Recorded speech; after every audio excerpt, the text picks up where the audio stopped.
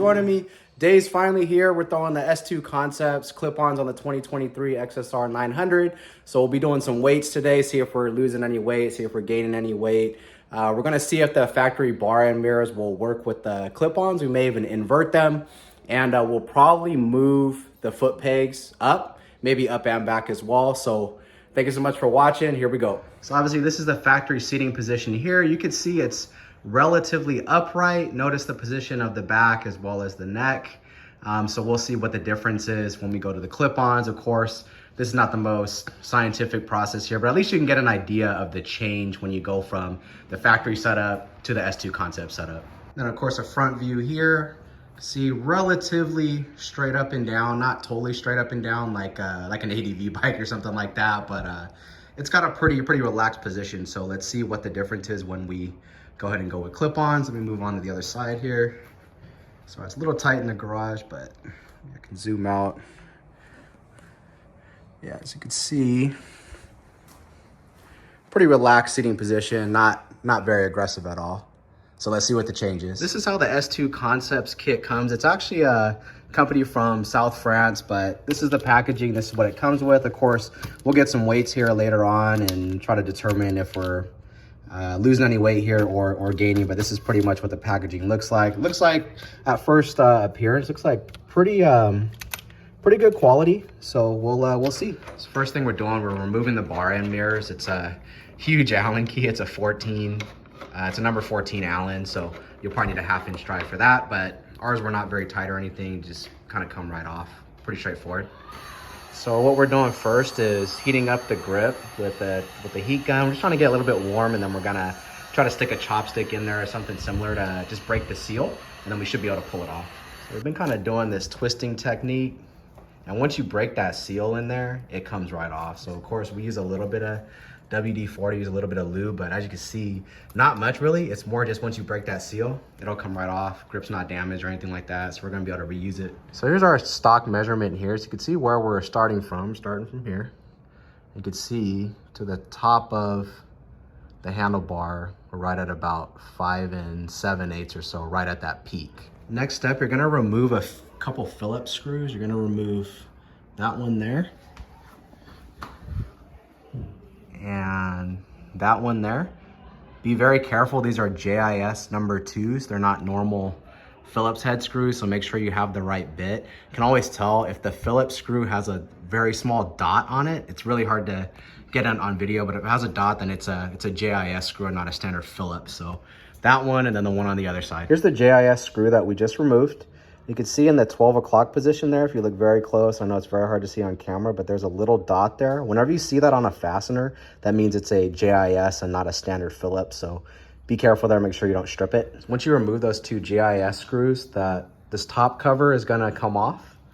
And just again, be very careful, there's a lot of wiring in there, and the bottom part of the clamshell is actually held on with additional screws. So don't try to pull that bottom clamshell off, just the top, when you remove those 2 black JIS screws. So we got this whole clamshell loosened now, but looks like we now need to take off. There's an 8mm fastener here that we're removing. And there's an elastic like an elastic cable tie or wire tie that you need to remove. So that's what we're showing there. And then once you have all the fasteners off this big, electronic like control box, that clamshell will just come off as such. It'll just come away from that handlebar. Bar torn down, so what we're gonna do now is we're going to remove the clutch cable. The way you do that is you just push this tab back and then start loosening this wheel here. We also need to remove this sensor as well. I'm sure those are gonna be JIS screws, so just be careful, don't strip them. So once you have the clutch cable loose, all you're gonna do is you're just gonna pull on it to remove the slack and then remove it this way. So as far as this little sensor here, there's just one JIS screw holding it on. Once you remove that screw there, that sensor will come off, our clutch cable's off, so this will just slide off the handlebar. So now we're tearing down the throttle side. What we're doing here is that's a 5mm Allen that we're loosening up. It's gonna be these ones here, there's 2.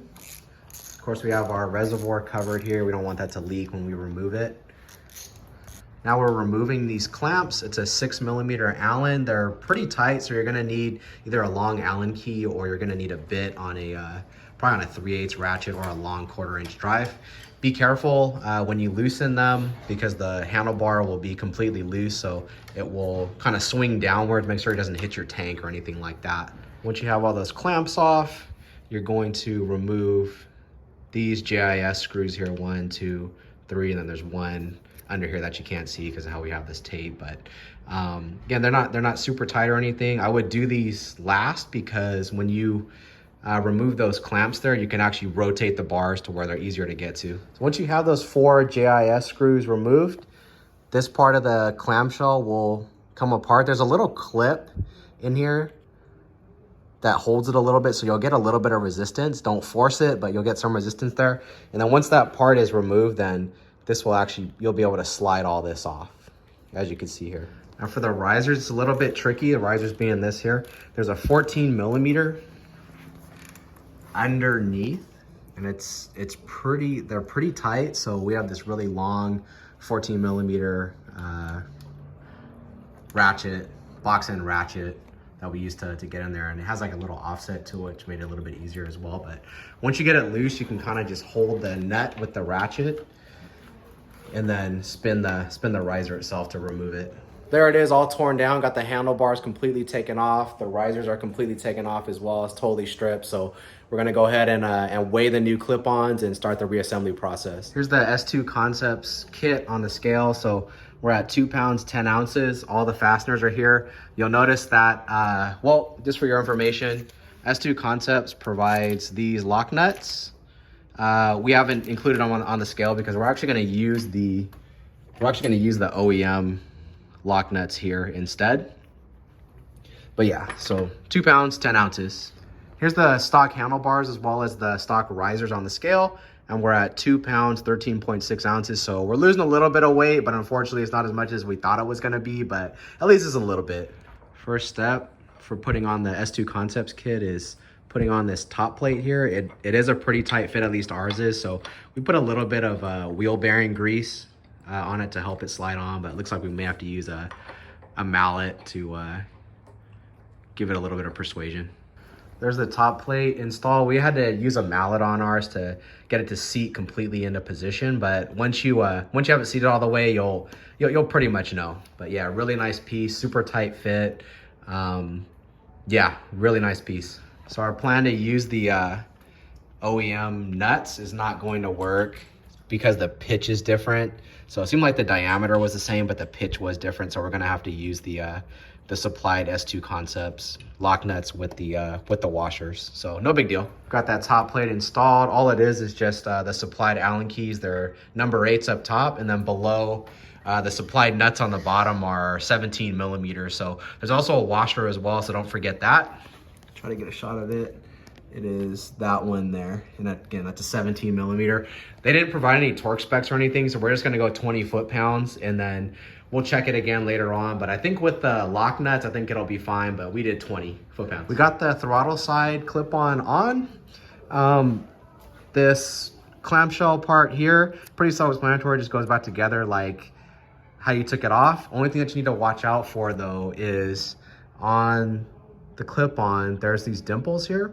That needs to correspond with that little raised portion there. That'll engage that dimple and it'll keep this from rotating basically. But very self-explanatory, very easy, went together very nice. There's also this riser that comes with the kit as well, don't forget that. And then you've got these two number 6 Allen keys as well. So what we're doing now is we're rerouting the clutch cable. So the way we did that is there's a little keeper here. All right, there's that there. You have to remove the clutch cable from that keeper. It's pretty self-explanatory when you see it in person.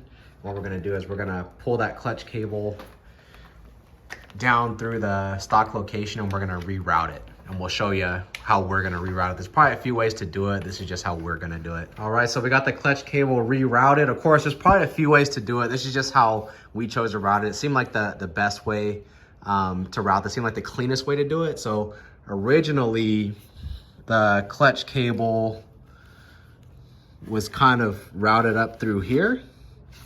Okay, so now we've routed it up kind of between this headlight bracket, and as you can see, it's gonna be a perfect fit. Here's the final product of how we routed that clutch cable here. You see we came out again through that bracket and in between the headlight, and you can see it's a perfect fit. Obviously we'll have to do some fine adjustment later on, but you can see it fit perfectly rerouting the clutch cable that way. There it is, all mocked up. Of course, we have to do some final adjustments with the clutch lever, brake lever, as well as tidying up these wires here. We'll show you how to do that in just a moment, but it is all mocked up. You can get an idea of what it will look like, what the final product will be. So it looks much better, way more low profile. There it is, guys, completely assembled, everything adjusted perfectly. I'm gonna show you the seating position. It's way more aggressive now. So we definitely lost some comfort there, but yeah, a lot more aggressive seating position. So look at where the position of his back as well as his neck. We did raise the foot pegs to the higher position. There's only 2 positions you could put the foot pegs in anyway, but we did raise to the higher position. So yeah, you can see much more aggressive positioning now. Move on to the front. Yeah, so you can see way over the tank now as opposed to how it was stock. So another angle of the finished product, you could see very nice machining work. It's a very nice piece. Super satisfied with it, but you could tell the whole attitude of the bike has changed. It's way more aggressive now. So we're getting ready to take it on a test ride, but yeah, way more aggressive now. It looks like a completely different bike, just changing those clip-ons. If you guys remember from the beginning of the video, we took a measurement of the height of the bars and it was about 5 7/8. So we could see our new height here is about 1 7/8. So quite a difference. What is that? It's about a 4-inch difference there going to the clip-ons. There it is, all completed, all back together, everything adjusted properly. You guys will probably notice as well that we inverted the mirrors here. Very self-explanatory, very easy. One thing I do want to mention though, I'm pretty sure that's a drain hole. So we're gonna either have to put, a little piece of black vinyl or find some kind of plug for that, but pretty sure that's what that is. So if you do invert them, just be aware of that. Another thing that I noticed about this S2 concept setup is now your controls are actually rotated a little bit this way. So this wheel here, it actually used to be down here and now it's here. Same thing on this side. All these controls used to be more like so, and now it's a little bit more upright. So in all actuality, I actually think it's easier to use now. I prefer this location for the wheel as opposed to down here. It's just easier to use. Same thing here. With the stock setup, it was a little bit difficult for me to use the turn signals, and now it's actually easier because of its positioning. But you can see, very aggressive now. Looks like an actual cafe racer. We made a huge difference to the profile. I mean, looks like a completely different bike, surprisingly, just by changing those clip-ons. So there we go, guys. That's the S2 Concepts clip-on install guide for the 2023 XSR900. This kit, it's about $400. It did come pretty quick, even though the company is located in France. As you saw in the video, not a super hard install, but there's a few things you do need to be careful of, specifically the JIS fasteners and those nuts that are underneath the steering head. This is what I'm referring to here. These ones here, they're a little bit tricky to get to. They're pretty tight, but I mean, other than that, pretty straightforward and easy install. As you guys could see, it makes a really big difference to the aesthetic. It looks like an actual cafe racer now. Made a huge difference here. So very happy with it. More XSR content on the way. Thank you so much for joining me. If you can, please like and subscribe. We'll see you guys on the next one.